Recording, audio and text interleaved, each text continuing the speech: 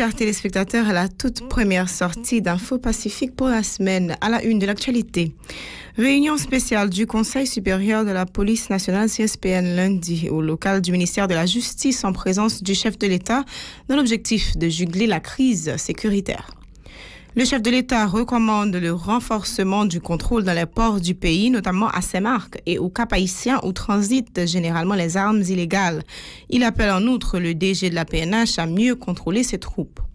Les locaux de l'église catholique de Béladère dans le département du Centre sont partiellement partis en fumée le 1er mars. Des citoyens de la zone métropolitaine de Port-au-Prince se disent satisfaits de la marche du 28 février contre l'insécurité et la dictature. Les petits commerçants pressent les autorités d'adopter des mesures pour résorber la crise économique et financière.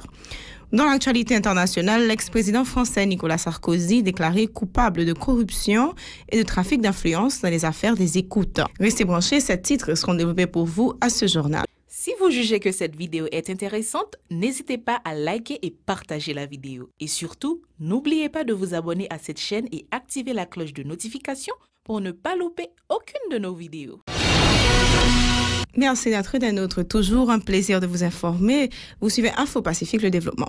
Les locaux de l'église catholique de Béladère dans le département du Centre sont partiellement partis en fumée le 1er mars. Les autorités établies avaient du mal à circonscrire le sinistre des sapeurs-pompiers de la province d'Elias Piñas de la République dominicaine ont dû venir à leur rescousse.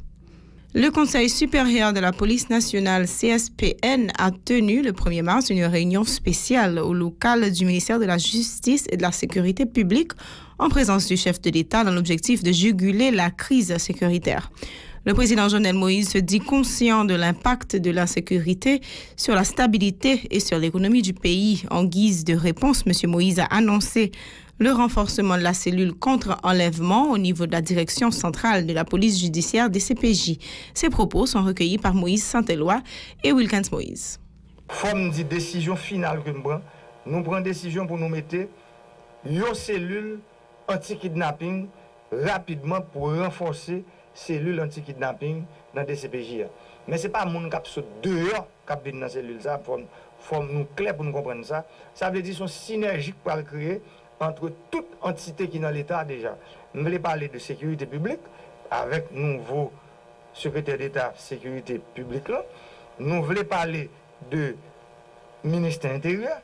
Nous voulons parler de toute l'autre entité qui travaille dans les affaires renseignement et intelligence dans le pays.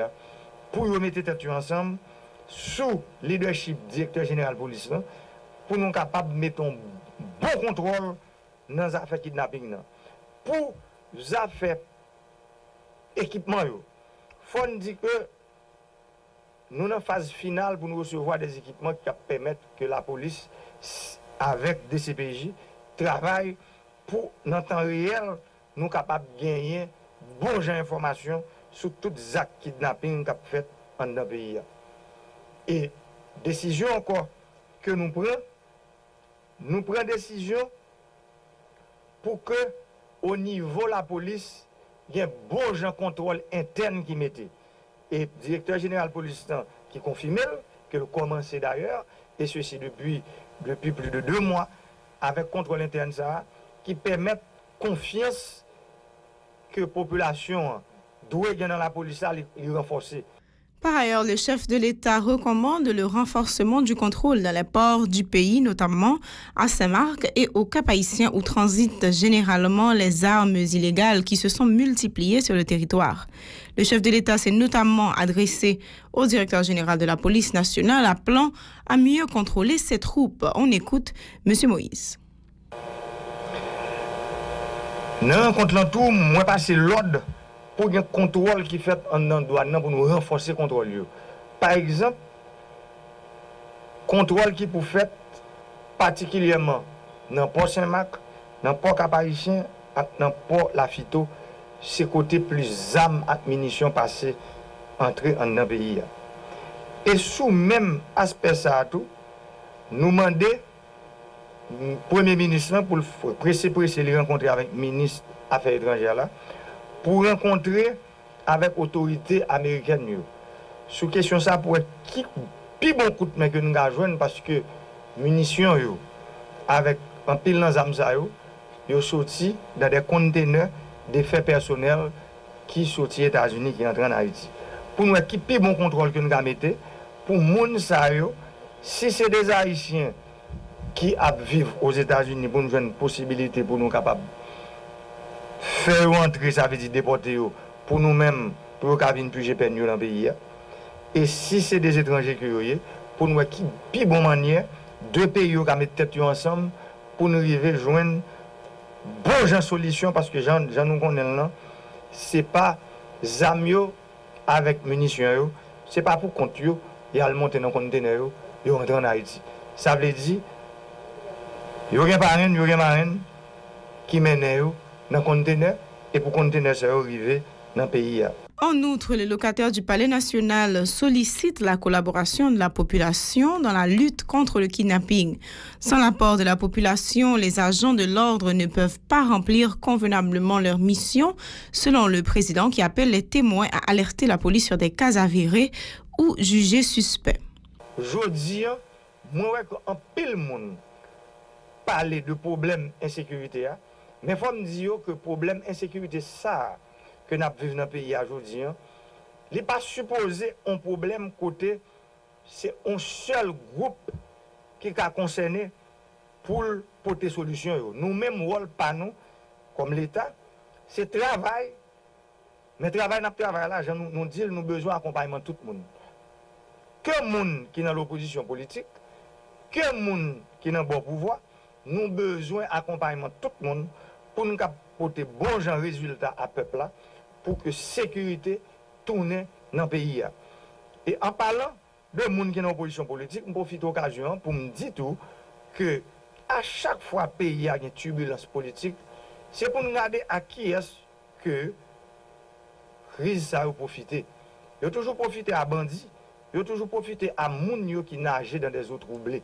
Et c'est pour ça que je dis, je crois qu'il est important pour les acteurs politiques dans notre pays, nous sommes capables de mettre tête nous ensemble, nous chita attendez, pour nous capables de jouer une bonne solution côté pays ça, parce que nous voulons que nous ne voulons moi-même 35 ans après que nous entrons dans l'ère démocratique là, moi crois que bagaille pas marché bien.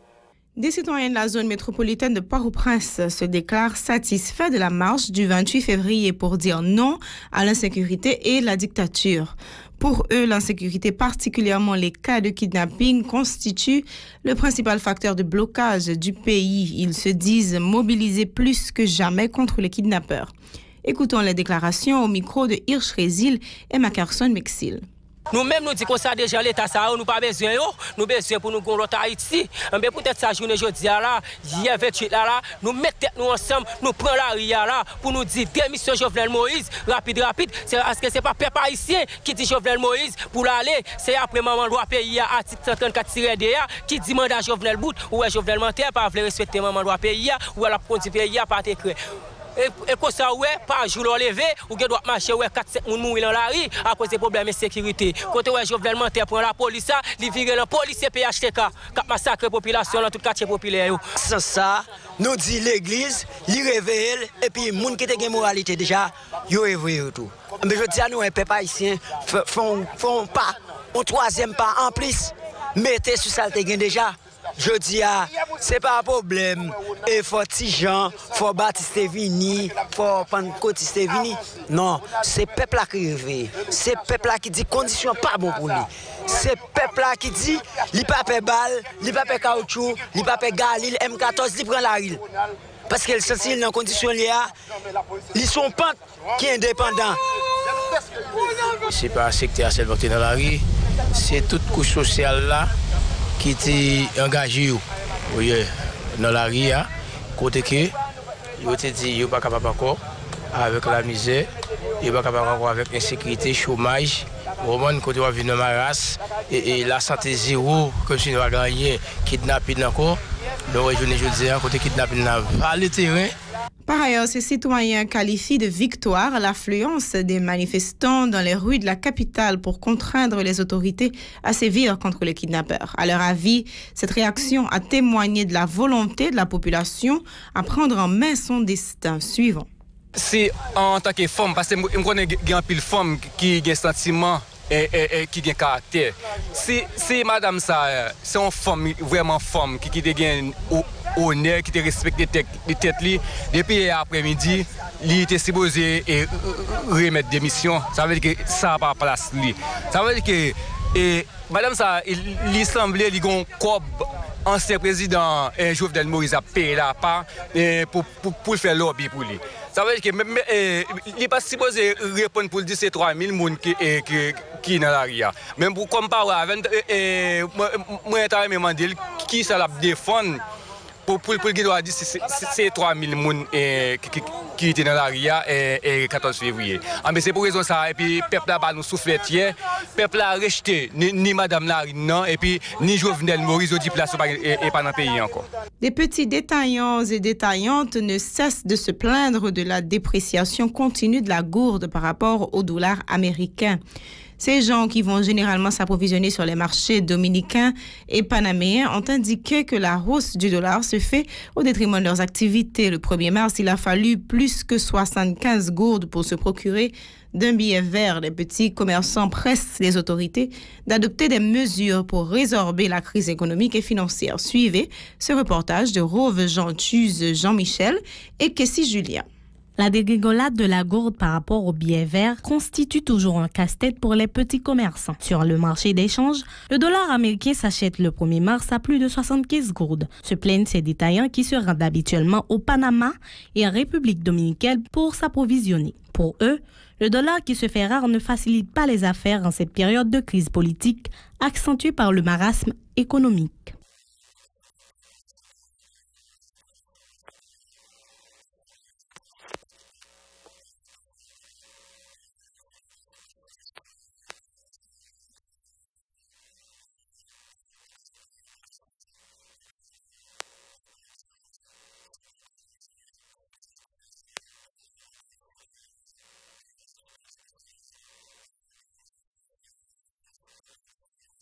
Ces marchands et marchandes qui peinent à gagner leur vie ont fait état des difficultés éprouvées pour assurer la subsistance de leur progéniture. Ils ont pointé du doigt les autorités face à leurs galères.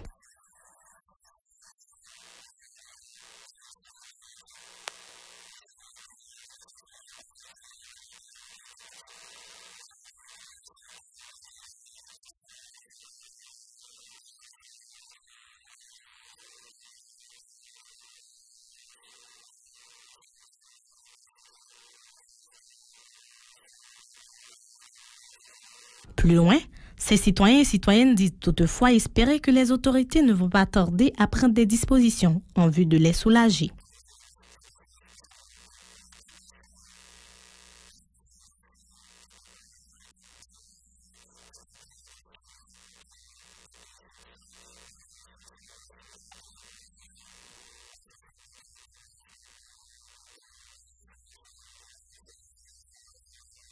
L'hémorragie de la gourde ne s'est pas arrêtée en dépit de la décision des responsables de la Banque de la République d'Haïti, BRH, d'éjecter à plusieurs reprises des dizaines de millions de dollars américains sur le marché.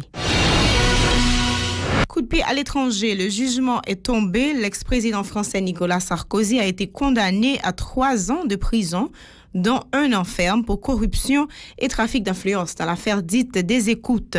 Le tribunal correctionnel de Paris a rendu lundi son jugement dans l'affaire dite des écoutes, alors que le parquet national financier PNF avait requis contre l'ex-président 4 ans d'emprisonnement, dont 2 fermes. Le tribunal correctionnel a estimé qu'un pacte de corruption avait été conclu entre l'ex-président, maître Thierry Herzog, et l'ancien haut magistrat Gilbert Aziver, qui écopent tous les deux de la même peine. Une décision historique, plus de 9 ans après la condamnation de Jacques Chirac à 2 ans de prison avec sursis dans l'affaire des emplois fictifs de la ville de Paris, car Nicolas Sarkozy devient donc le premier ancien président à être condamné à de la prison ferme. Voilà, c'est la fin de ce journal. Merci de l'avoir suivi.